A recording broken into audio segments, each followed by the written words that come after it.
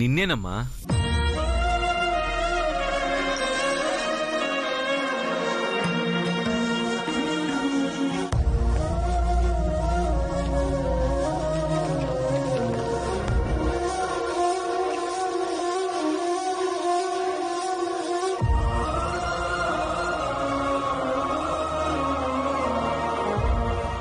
ఇన్నాళ్ళు నీ ప్రేమని అర్థం చేసుకోలేక నిన్ను చాలా బాధ పెట్టాను. నన్ను క్షమించమ్మా.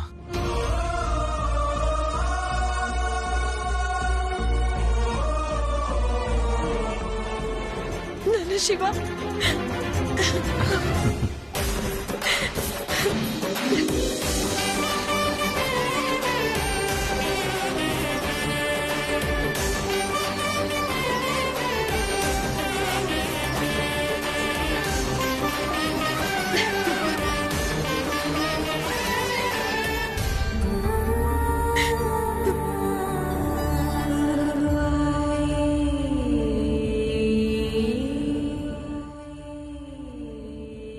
ఈ పిలుపు కోసమే నేను బ్రతుకుతున్నాను నాన్న.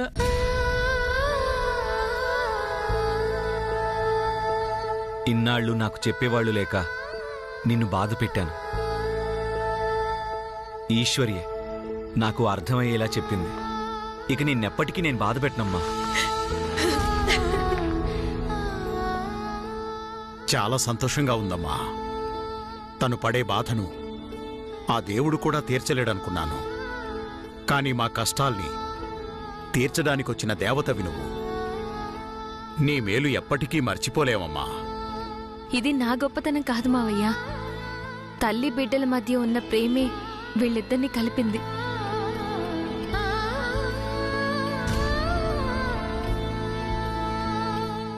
అమ్మా, నీ చేత గోరుముద్దలు తినాలనిపిస్తుందమ్మా. తినిపిస్తావా?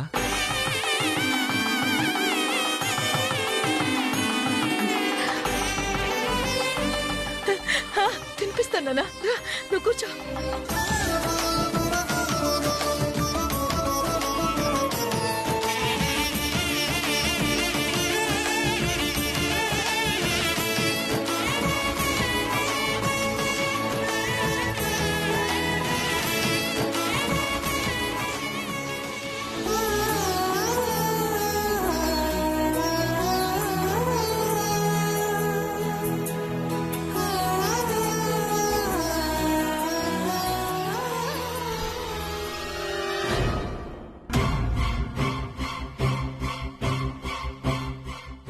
తిను నాన్న.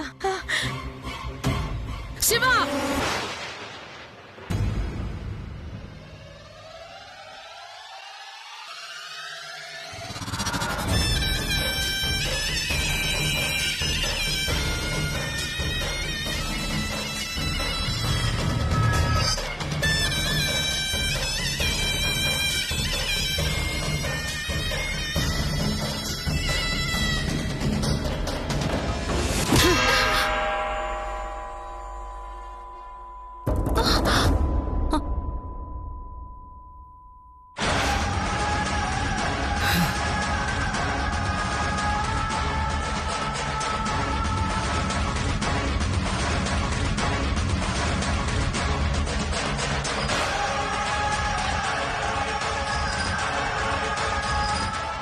శివ, ఏందప్ప నువ్వు చేచ్చండేది? వీళ్ళు మనోళ్ళు కాదు, పగోళ్ళు.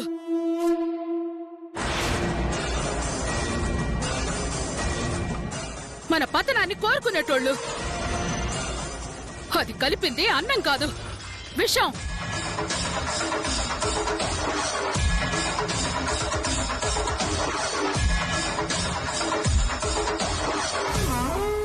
విషం పెట్టి నిన్ను నా నుంచి దూరం చేయాలని చూచండారప్పా.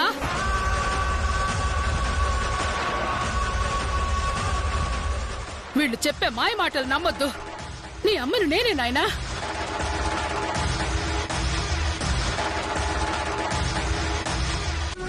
రాపా, రా. శివ, శివ, శివ, శివ.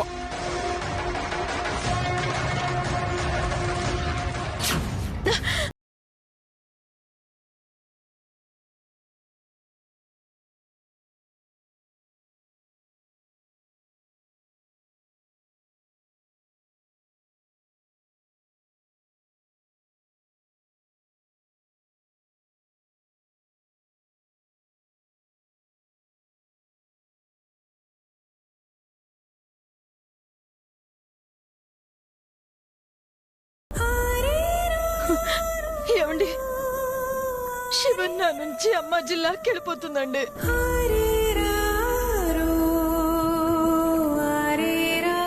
ఇన్నాళ్ళు నీ ప్రేమని అర్థం చేసుకోలేక నిన్ను చాలా బాధ పెట్టాను. నన్ను క్షమించమ్మా.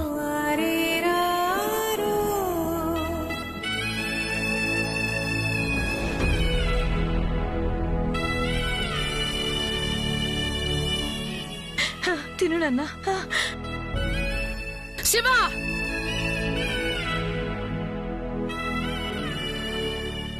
రాపా రా. శివ శివ శివ రే శివ, కలలో కూడా అమ్మాజీ నిన్ను శివని కలిసి ఉండనివ్వట్లేదు. ఇక నిజంగా అది జరిగే పనేనా? కొన్ని కలలు ఎప్పటికీ నిజం కావు అనసూయ. లేదండి, నాకు ఈశ్వరిపై నమ్మకం ఉంది. ఏనాటికైనా నా కొడుకు నా దగ్గరికి చేరుస్తుంది. తర్వాత నన్ను అమ్మ అని పిలుస్తాడు. అదే జరిగితే మనకంటే సంతోషించే వాళ్ళు ఇంకెవరుంటారు? అనసూయ, ఎక్కువగా దాని గురించి ఆలోచించడం మంచిది కాదు. తర్వాత నువ్వే బాధపడతావు. పడుకో, పడుకో అనసూయ,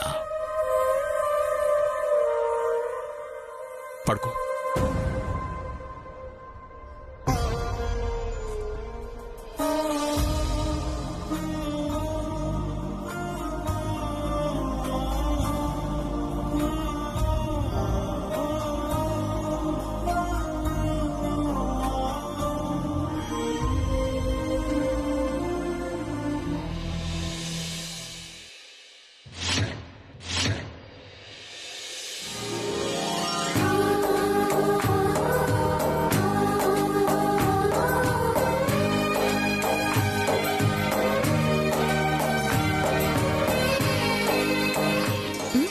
చెప్పినా వినవు కదా, అన్ని పనులు నువ్వే చేస్తానంటావు.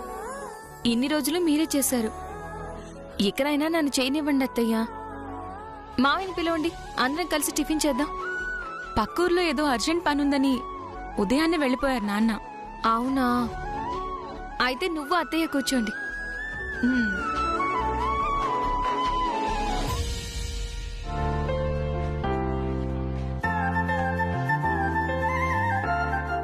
సాత్విక, టిఫిన్ చేసే టైంలో కూడా చదివేనా? రామ్మా. ఎగ్జామ్స్ ఉన్నాయి వదినా, తర్వాత తింటాను. తింటేనే చదువుకోవడానికి శక్తి వస్తుంది, లేదంటే నీరసం వస్తుంది. తింటావా, తినిపించమంటావా? చదువుకున్న తర్వాత నేనే తింటానులే వదినా.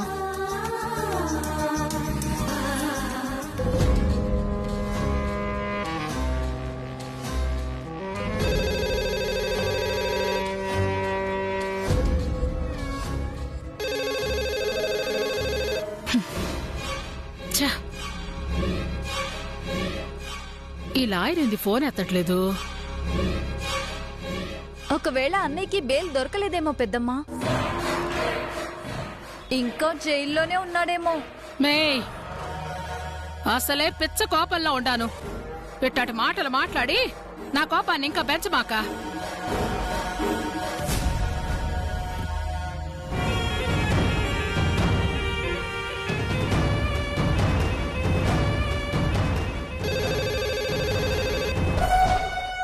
మేడం నమస్తే. యో, నీ నమస్తేలు ఎవరికి కావాలా? ఇందాక నుంచి ఫోన్ చేస్తా ఉంటే ఎత్తడానికి రోగమా? అంటే మేడం ఇప్పుడే వచ్చాను మేడం. అవన్నీ కాదప్పా, ముందు నేను చెప్పిన పనేమైందో అది చెప్పు. మీ అబ్బాయికి బెయిల్ వచ్చింది మేడం.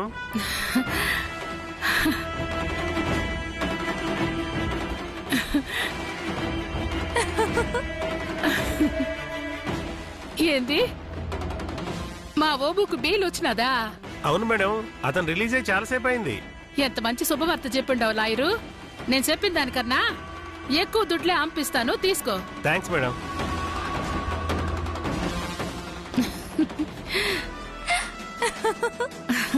అరవిందా, అన్నయ్య ఇంటికి వస్తుండాడే. నా బిడ్డ తిరిగి నా ఇంటికి వస్తుండాడు.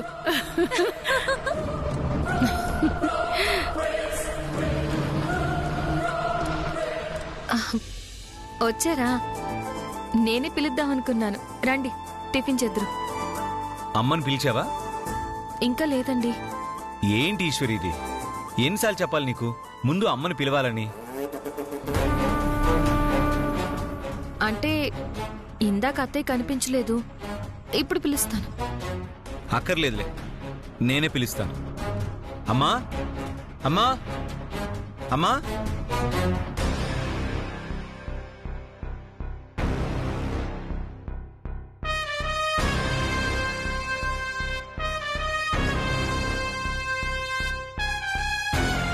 ఏందప్పా? ఏంటమ్మా, ఈశ్వరి పిలవకపోతే, టైంకి తినకపోతే నీ ఆరోగ్యం ఏమైపోతుంది చెప్పు?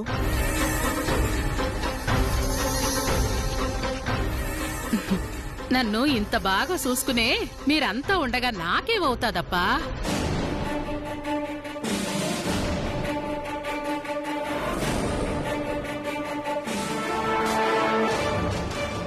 మే అట్టా చూచండావేంది బా?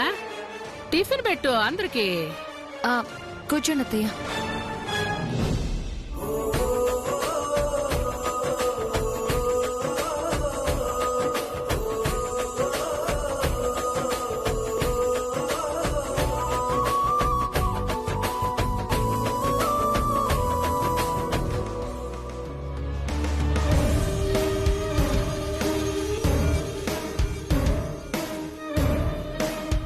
నిన్నటి వరకు కొడుకుని తలుచుకుని తెగ బాధపడిపోయింది.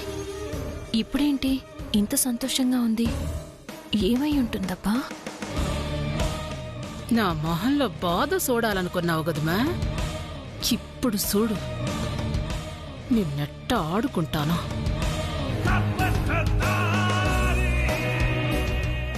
మే ఏంది ఆలోచించండావు? చట్నీ అయ్యే.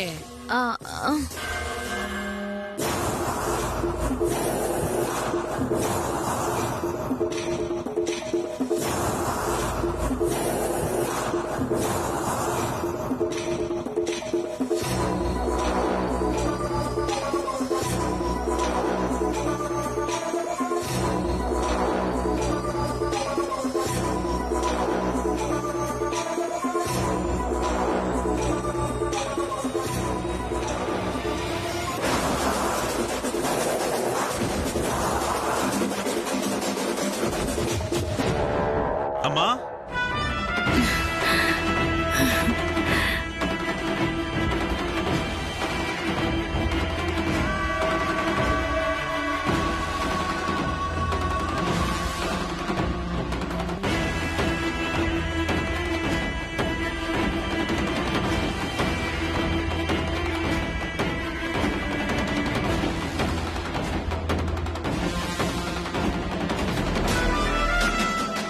తనెలా బయటకొచ్చాడు? వచ్చే అవకాశమే లేదే. అంటే అమ్మాజీని తనని బయటికి తీసుకొచ్చిందన్నమాట.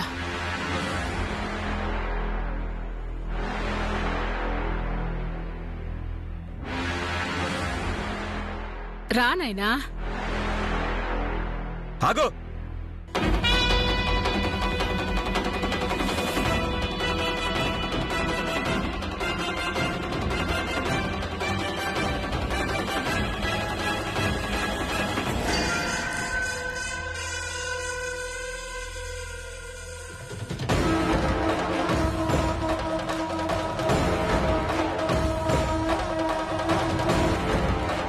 లోపలికి అడుగు పెట్టావంటే అడ్డంగా నరికేస్తా.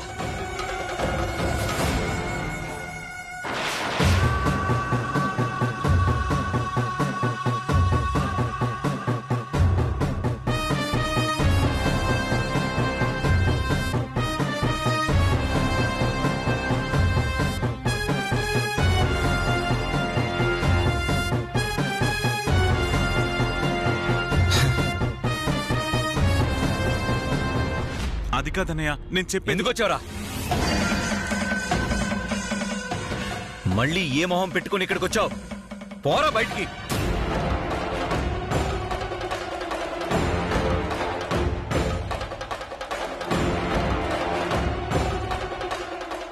అది కాదప్పా, ఓ తూరు నేను చెప్పేదిను. ఈ విషయంలో ఎవ్వరూ ఏం చెప్పినా నేను వినను.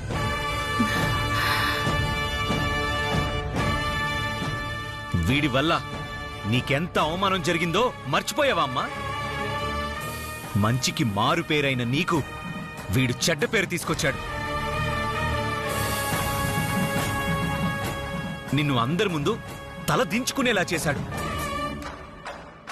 అలాంటి వీడు ఇప్పుడొచ్చి అమ్మా అని పిలిస్తే నువ్వు కరిగిపోతావేమో గాని నేను కనికరించనమ్మా.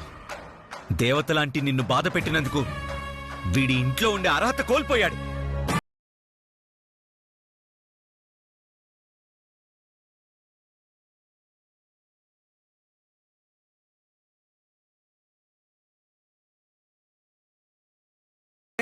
బయటికి పోరా. శివ శివ ఒక్కసారి చెప్పేది విను. అన్నయ్య అన్నయ్య, ఇప్పుడు నేనున్న పరిస్థితుల్లో బయటికెళ్ళి బతకలేను. ఇక్కడే ఉండి తీరాలి, తప్పదు. అన్నయ్య, నన్ను కొట్టడం కాదు, చంపేయ్ చంపేయ్ అన్నయ్య. నిజంగానే నేను తప్పు చేశాను. డబ్బు కోసం కక్కుర్తిపడి దొంగతనం చేశాను. కానీ మాటిస్తున్నాను అన్నయ్య, మళ్ళీ ఇలాంటి తప్పుడు పనులు ఎప్పుడు చేయను. నిజమన్నయ్య, నన్ను నమ్ము. దేవాలయం లాంటి ఇంటిని వదిలి నేనెక్కడికి వెళ్ళలేనన్నయ్య. ఈ ఒక్కసారికి నన్ను క్షమించు. నన్ను ఇంట్లో ఉండనివన్నయ్య.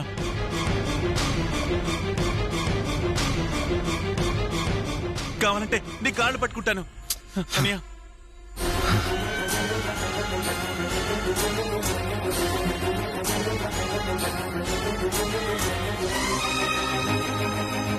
నీ కాళ్ళు పట్టుకుంటానన్నయ్య. నేను చెప్పేది వినన్నయ్య, ప్లీజ్ అన్నయ్య. అన్నయ్య, నేను ఇంట్లో నుంచి వెళ్ళిపోలేను అన్నయ్య. ప్లీజ్ అన్నయ్య, ప్లీజ్ అన్నయ్య.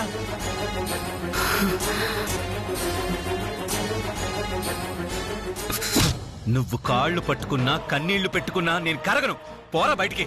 అన్నయ్య, ప్లీజ్ అన్నయ్య, నా మాట వినన్నయ్య, నా బాధ వినన్నయ్య. అన్నయ్య, ప్లీజ్ నా మాట వినన్నయ్య.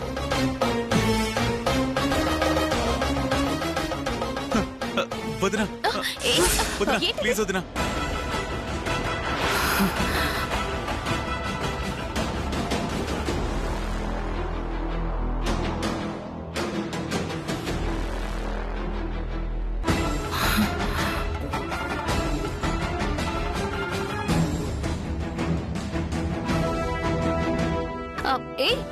ఏంటిది? వదినా, నువ్వైనా అన్నయ్యకి చెప్పు.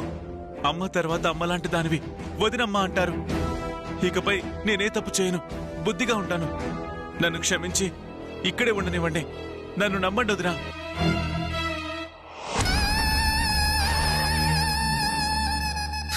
వదినా, ఎంత ప్రాధేయపడినా నా మనసు కరగదు. వెళ్తావా బయటికి గంటేనా? ఆగండి.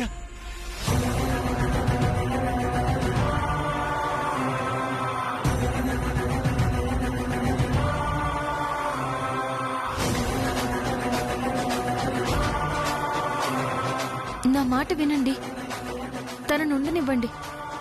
ఈశ్వరి, అమ్మకి వీడు ద్రోహం చేశాడు. వీడిక్కడే ఉంటే అమ్మ రోజు బాధపడుతుంది. అది నేను చూడలేను. నన్ను ఆపకు.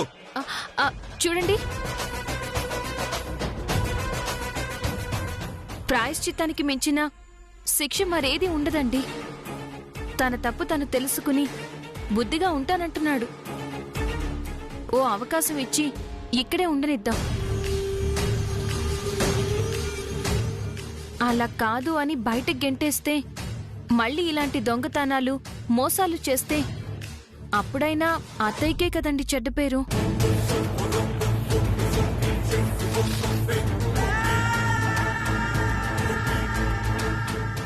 తను బయట ఉంటేనే అత్తయ్య గారు ఎక్కువ బాధపడతారండి.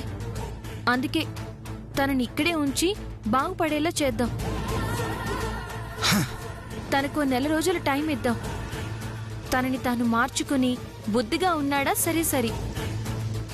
లేదంటే తర్వాత మీరేం నిర్ణయం తీసుకున్నా మేము అడ్డు చెప్పం.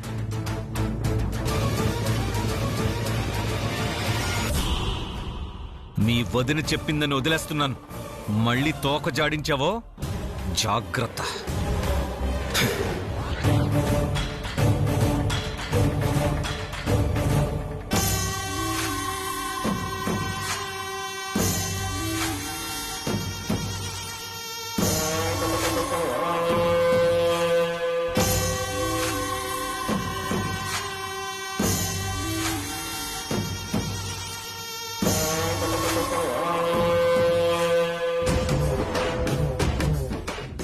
అత్తయ్య ఎదుటి వాళ్ళ సమర్థతను బట్టి ఎత్తుకి పై ఎత్తు వేయాలత్తయ్యా. లేదంటే ఇదిగో ఇలాగే చిత్తుగా ఓడిపోవాల్సి వస్తుంది. తల్లి కొడుకుల్ని విడదీసే పాపం నాకెందుకని కనికరించి ఓ నెల రోజులు టైం ఇప్పించాను. ఇక అంతా మీ చేతుల్లోనే ఉంది. ఈ నెల రోజుల్లో మీ కొడుకుని మంచిగా మార్చుకుంటారో లేక బయటి గెంటేయించుకుంటారో మీ ఇష్టం.